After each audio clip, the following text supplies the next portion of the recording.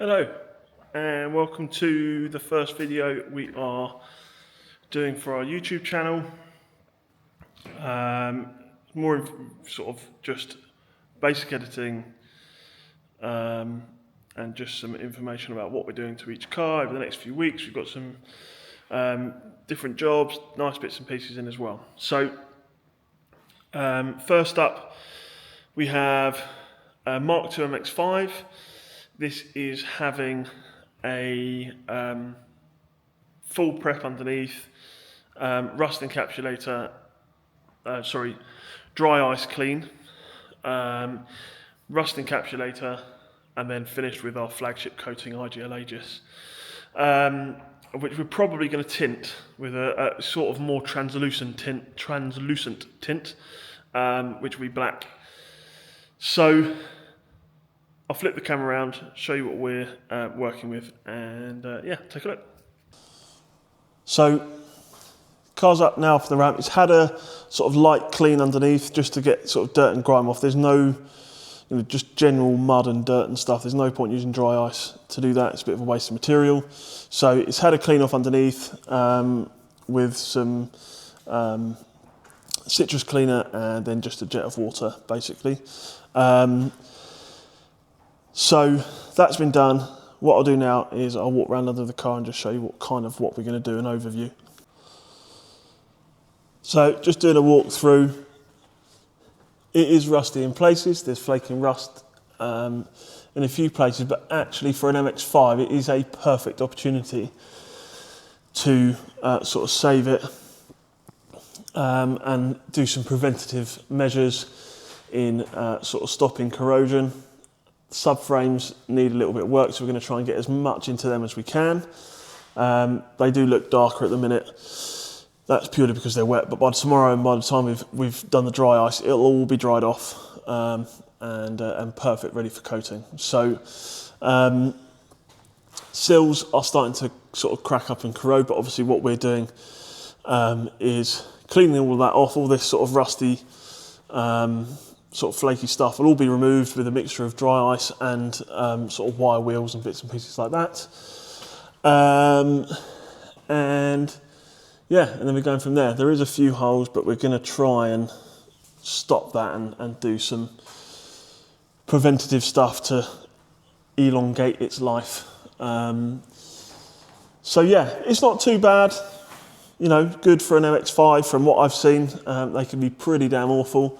So we're going to start the strip down now, which is removing wheels, removing any under trays. There isn't really anything on here. Potentially removing parts of the arches so we can get to various areas in the arches as well. And then covering the body. And what we do first, we'll cover the body for dry ice. But then after that, once it's ready for coating for Aegis, we'll then cover certain areas underneath as well so it doesn't get blown up into the engine bay and stuff like that. But yeah, let's crack on. So, wheels off. Just stripping down the small bits of plastic in the arches. May potentially take the rear bumper off. We don't normally do it, but I want to be able to get to the back end of the car so we can coat the areas that you can't necessarily see, and then we'll start looking at the subframe. But there's some surface rust, but we're going to stop that from getting any worse and try and just reduce the risk of any major works for another, well, hopefully a long time, but certainly for the foreseeable future. So prep for day one is complete. Just need to chuck the cover over it tomorrow, but we've left it off for today. We've just sort of masked up certain areas, and then we'll continue that tomorrow. And then dry ice is arriving tomorrow morning, and we will start the process of dry ice cleaning. We'll do some videos so that we'll sort of piece them in throughout, so you can see that process is kind of a good one to demonstrate what dry ice cleaning can do as opposed to blasting. This doesn't have any under seal on it, so cleaning is perfect.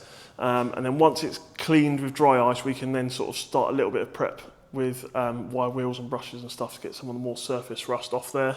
And then we'll give it a very quick blowing over with any ice we have left, or just air, just to clean it up, and then we'll degrease it, and then it's ready for sort of rust encapsulator and Aegis. So this is kind of part 2. It's the next day after doing some of the prep on the MX5.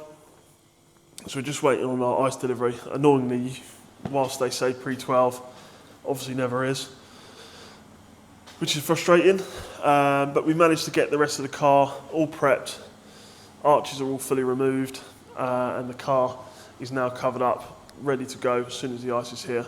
So I'll spin the camera around to show you what that process looks like now it's complete, and just a little video of the little image and view of the machine that we're using. So that is the MX5 all prepped, taped, bagged up, ready to go. All the arches are now removed. Our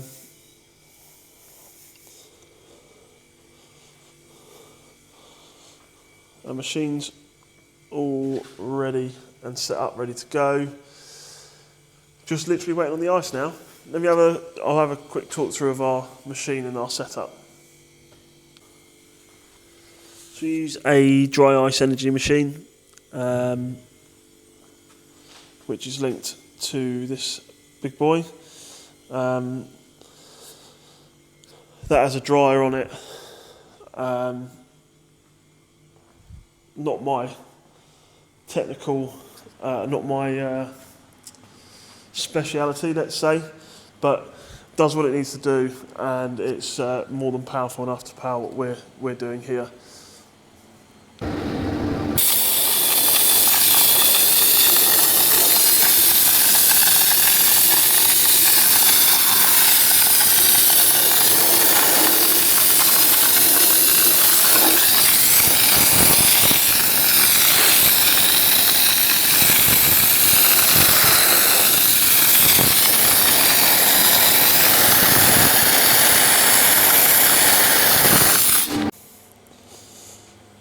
So we have been dry ice cleaning, as you might see from my face, which I've been mining for the last few hours. So there's a lot of dirt and rust and surface rust and other bits and pieces that have crud that's come off and is now on the floor, which we will sweep up and get rid of. But for the most part, it's come up very well. It's cleaned up a lot of the dirt and dust and flaky bits of surface rust and stuff like that. We have done a few before and afters, which we'll piece into the video. But all in all, very happy with it. But we thought we've saved a little bit of the dry ice so we can talk through sort of what it is and how you use it and stuff like that. So here is our box of ice. We get it from a few different places. This has come from a company called Dry Ice Network. We get it in 3mm format. Sometimes one of the suppliers can do it in a 1mm format as well. The 1mm sort of crushes up more like a powder, which is good for certain instances, whereas the 3mm gives a sort of larger piece of ice that comes out. So what happens when you're firing that ice is you fire at high pressure, and then the reaction, which is called sublimation, basically it's micro explosions when the frozen CO2 hits the surface, has a mini explosion and knocks the dirt off that's behind it, and obviously you keep hitting that until you take off the dirt and it leaves a substrate intact. The only thing that may happen is if there's a weak piece of metal there, it's the pressure of the air, not the ice, that might blow through that, but we've never had that. Our machine that we use is more focused on cleaning rather than blasting. So for example, stripping underseals, old underseals and dinner troll and stuff like that. We generally can't do that. We can have a company come in and do that for us, and then we can apply the coatings that we use, but we don't offer blasting. Ours is more cleaning, which is perfect for this MX5 and many of the other cars that we've done as well. So that's just an overview of what we use and how we use it and what it does. So just do a little walk through. As you can see, much cleaner. Obviously quite a lot of surface corrosion, but all dirt and grime has been removed, ready for application of IGL Aegis.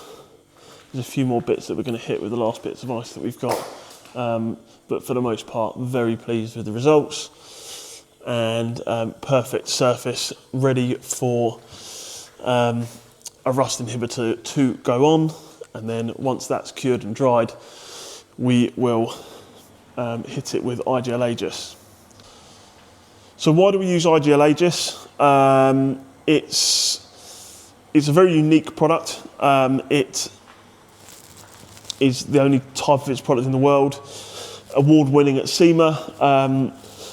It's a graphene-infused clear coat. That is a C5 rated anti-corrosive product. It leaves a sort of glossy finish to start with, and eventually sort of dulls down a bit to a more kind of OEM finish, maybe a little bit glossier than OEM. But comparing it to other products, the likes of like Dinitrol and wax oils and stuff like that, they will typically last 1,000 to 2,000 hours. Roughly, depending on the salt exposure and how much it's driven and stuff like that, whereas Aegis is 6,000 plus hours, and we generally rate it at around 10 years for daily driven cars, and obviously longer for vehicles that aren't driven daily. So it's a phenomenal product, leaves a great finish. We can tint it, and we are going to slightly tint it on this, and that's mainly because of how much rust encapsulator that we're going to have to put on it, or rust converter. We just want to try and give it a sort of nicer finish afterwards. So that's a brief overview of Aegis. We will do a full video and show you the product and stuff like that in the future. Hello, so bit of a manic day, rushing around. We've got a big show at the end of May that we're doing. So been running around doing that as well as being in this morning and prepping the car. So we skipped a few stages from what we did before. Dry ice cleaning's been done.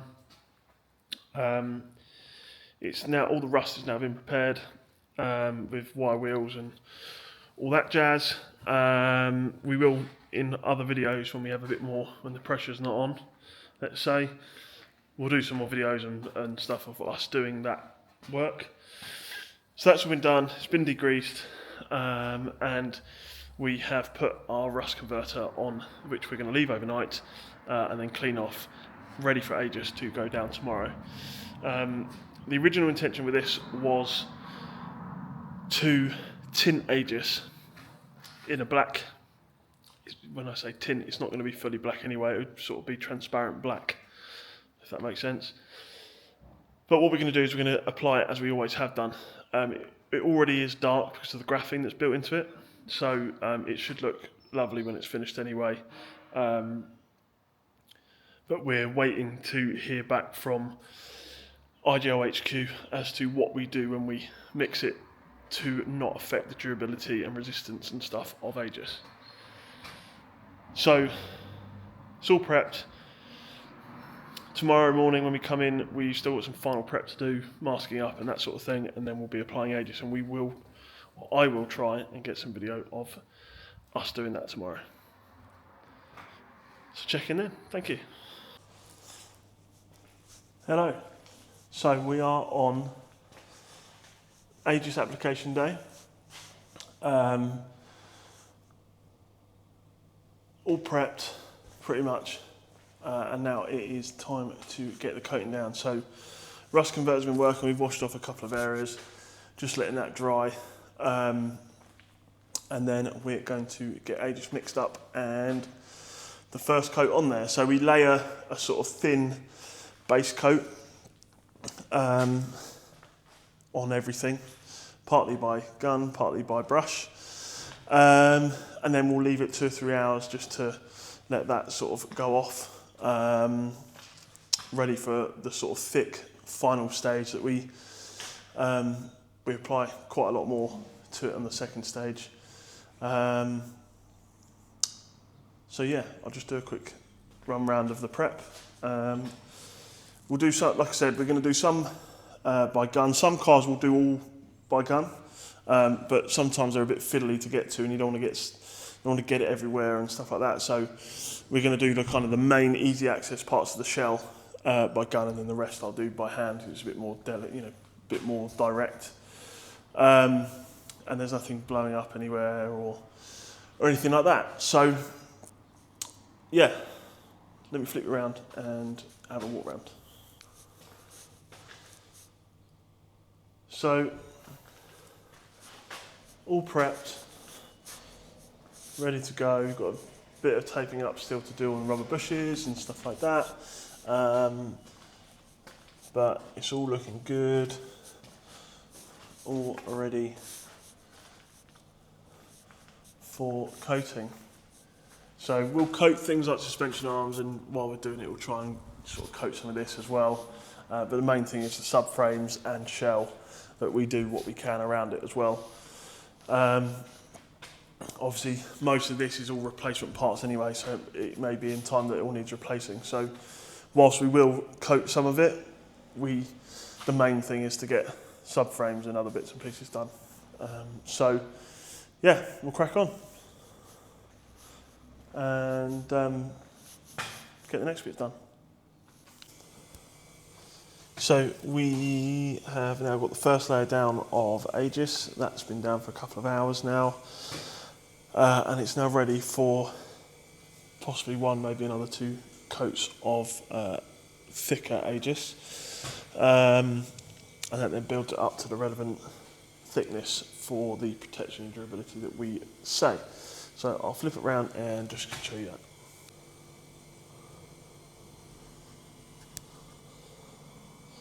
This is a light layer of Aegis already applied.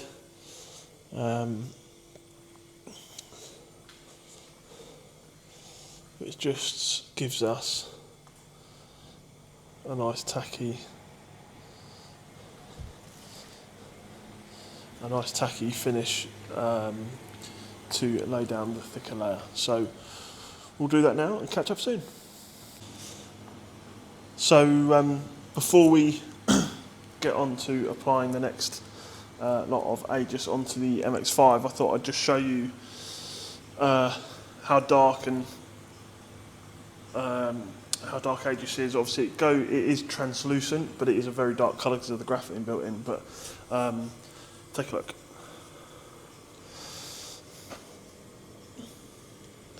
So that is all parts of Aegis mixed in.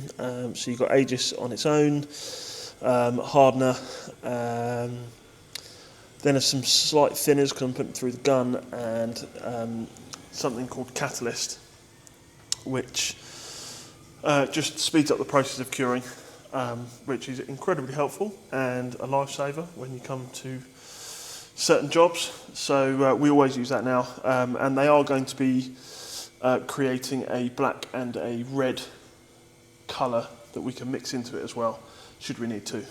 But we're not going to play around with that. We're going to let them tell us what we need to do so that we get the full durability. Next up, spraying. So back on, all coated. It's looking great. Really pleased with this one. Very thorough, let's say. Obviously, we're not stripping down subframes and that sort of thing, so sometimes it's very difficult to get certain areas. So we will use other products in some cases that give us maybe better access, but obviously that's to the areas that generally moisture and salt and stuff doesn't get to. But we'll still do our very best to get something Aegis if possible, but sometimes we'll need a nozzle that we can't attach to the gun, etc. to get certain areas. So all the cavities and chassis rails have all been coated. All the exterior, which you'll see in a second, has all been coated. Generally, we don't. So it's in for underbody. So arches, underbody, and then we'll do subframes as well. But as we're doing it and going round, we will do as much of the other sort of running gear and stuff like that as well, just to get something on there. And obviously with Aegis, it will last a very, very long time. So as you'll see in a minute, it's thoroughly coated and really looking good. So yeah, flip the camera around and have a look. So sorry about the light there, but all thoroughly coated and protected.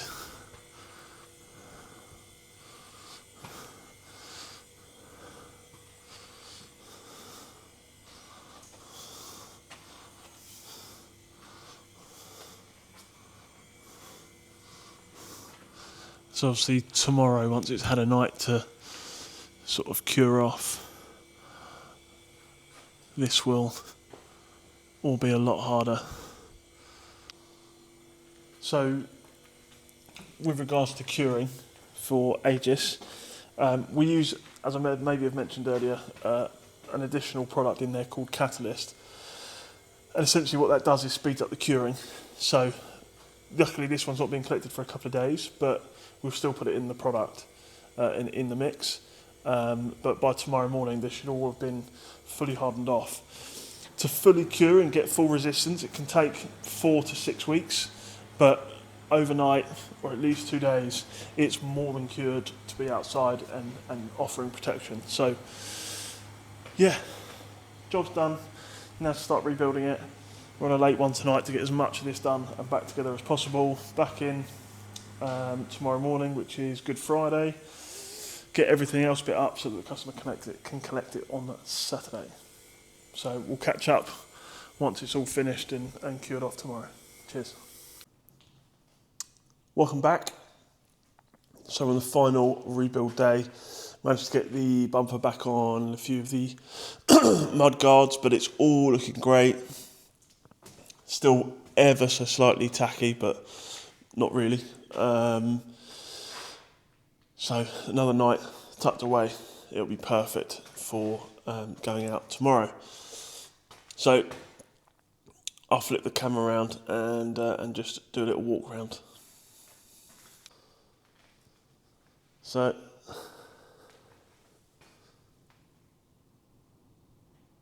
as you can see, it's all lovely and protected. Once we get the car down from the ramp, we will prep and do the areas that the lift pads are on. But protection on near enough at everything.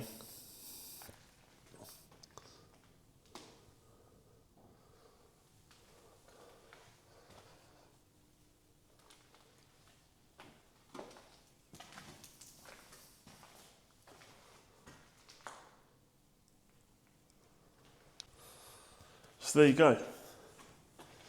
Aegis complete. And that's good to see this car. You know, obviously we can't see anything coming from elsewhere, but the benefit of Aegis being clear is that should anything get worse or come up from sort of inside out, you'll see it far sooner than you would do if you had a black coating on it. That's one of the reasons we didn't really want to tint it. It will become available that we can tint it, but it still won't be fully black. It will just be more of a darker colour than it already is. I mean, it already is very dark because of the graphene that's built into the product. But yeah, so there we go. Bit of a raw first video. I'll try and get better at it, but just gives you a little idea of what we do. Thank you. If you do want to find out a little bit more about what we can do, because underbody is one of the things we offer, but we have a few other services as well. Pop over to our website, I'll put everything down in the description below. But take a look. If you've got any questions, leave a comment and or drop us a message. Thank you very much. See you on the next one. So today's handover day for the MX5. All done, all back together, looking fantastic. Just waiting for the customer to arrive now. Just had a little wash over, get all the dust and stuff like that off. So yeah, that's all ready to go. And we've just had the next week's Aegis job dropped off as well. So I will do a quick run round of that. Thank you. This is the MX5 all washed and ready to go.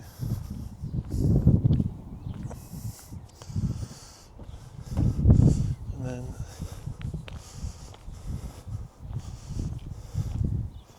the next one has arrived.